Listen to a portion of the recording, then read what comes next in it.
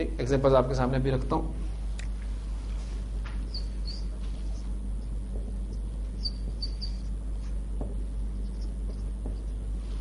کتابہم normal, ان کی کتاب، ان سب کی کتاب. اب آپ کا مضاف حالت نصب میں چلا جاتا ہے تو کیا بن جائے گا؟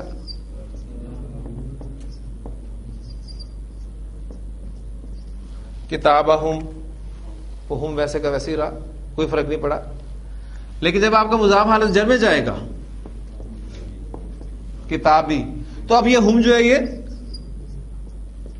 ہم میں چینج ہو جائے گا، کتابہم،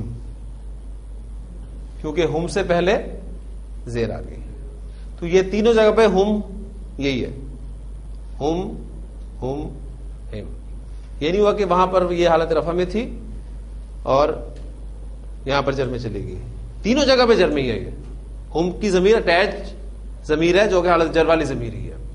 اور ایک لفظ تو آپ اچھی طریقے سے جانتے ہیں، آپ سورۃ الفاتحہ میں پڑھتے ہیں کہ اب جب اللہ تعالیٰ سے دعا مانگتے ہیں کہ اہدنا الصراط المستقیم صراط الذین انعمت علیہم، پڑھتے ہیں نا.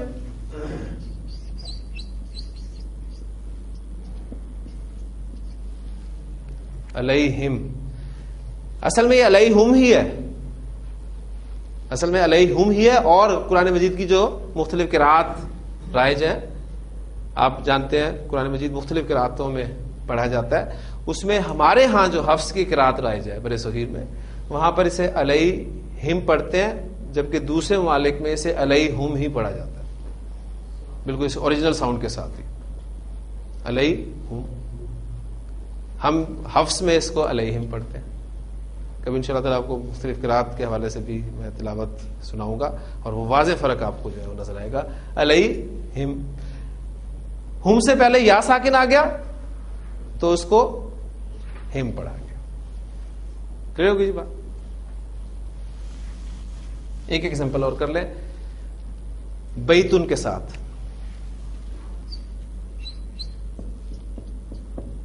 بیتو ہم، بیتا ہم، بیتی ہم. اب کوشش کرنی ہے آپ نے کہ کتابہ، کتابہما، کتابہم، ٹھیک، کتابہا، کتابہما، کتابہن، ان صرف تھرڈ پرسن کے ضمائر کو آپ نے، یہ سارے ضمائر مرکب اضافی ہم نے بولے ہیں حالت رفع میں. کتابہ، کتابہما، کتابہم، کتابہا، کتابہما، کتابہن، یہ حالت رفع کنسٹرکشن ہے. حالت نصب میں کوشش کریں،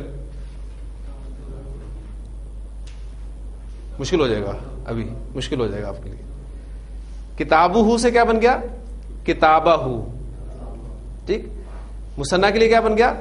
کتابہ ہما، کتابہ ہم، کتابہ ہا، کتابہ ہما، کتابہ ہن.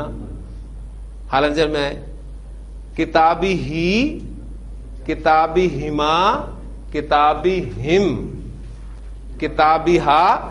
واحد مؤنث ضمیر میں کچھ نہیں ہوگا. کتابی ہا، کتابی ہما، کتابی ہن. اب وہ ہم سے میں نے آپ کو ایگزامپل دے دی ہے. اب یہ ہما اور جو ہننا چینج ہوتا ہے ہما اور ہننا میں، یہ بڑی آسانی سے آپ اس کو کر سکتے ہیں.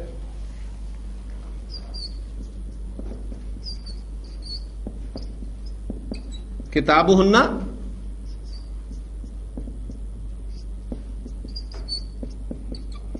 کتابہ ہننا، کتابی ہننا. اس کو نوٹ کریں آپ بس. ہننا، ہننا میں کب تبدیلی ہوا؟ جب اس ہننا سے پہلے زیر آ گئی، یا پھر کہیں یا ساکن آ جائے تو بھی یہ ہوگا. اسی طرح کتابہما،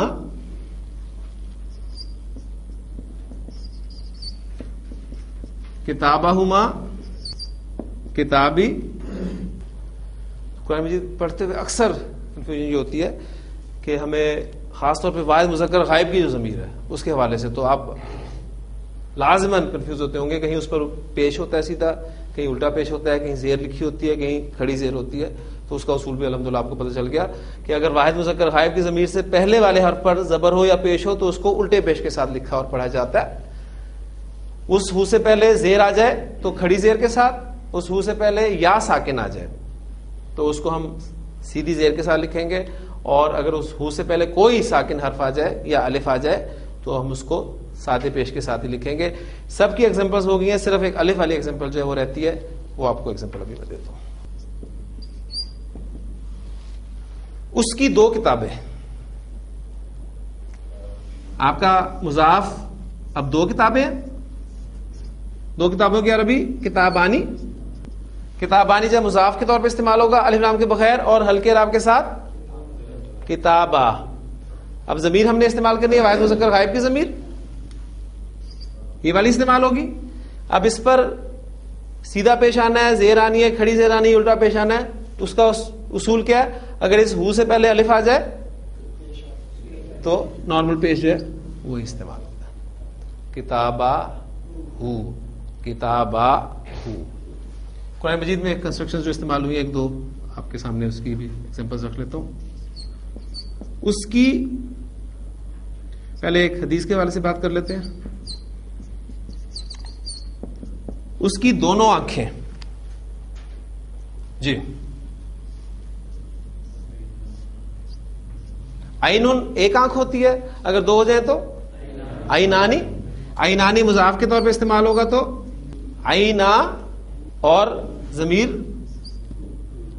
ہو, عینا ہو, اس کی دونوں آنکھیں. تو نبی قسم کی جو حدیث ایک ہمارے سبق میں چل رہی ہے کہ آپ سب نے جو فرمایا ہے کہ اللہ تعالیٰ 7 قسم کے افراد کو اپنے عرش کے سائے تلے جگہ عطا فرمائے گا جس دن کسی قسم کا سایہ نہیں ہوگا. اس میں ایک کیٹیگری آپ سب نے بتائی ہے کہ وَرَجُلٌ ذَكَرَ اللَّهَ خَالِيًا, ایک ایسا شخص جس نے اللہ کو تنہائی میں یاد کیا. اللہ کو تنہائی میں یاد کرنا آسان کام نہیں.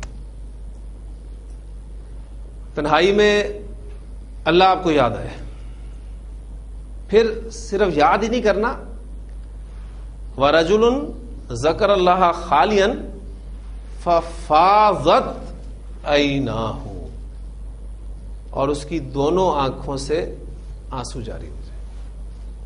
اس کی دونوں آنکھیں عیناہو, تو حدیث میں الفاظ ہیں ففاضت عیناہو, تو اس کی دونوں آنکھیں بہہ پڑے.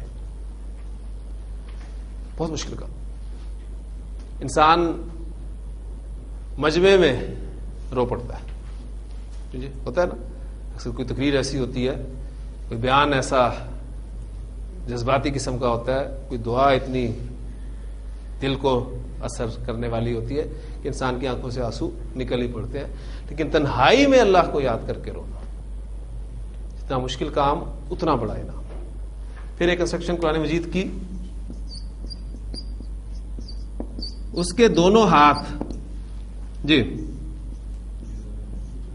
یدن ایک ہاتھ, دو ہاتھ, یدانی, اور یدانی جب مضاف کے طور پہ استعمال ہوگا تو نون ڈراپ ہو جائے گا, یدا ہو, اس کے دونوں ہاتھ.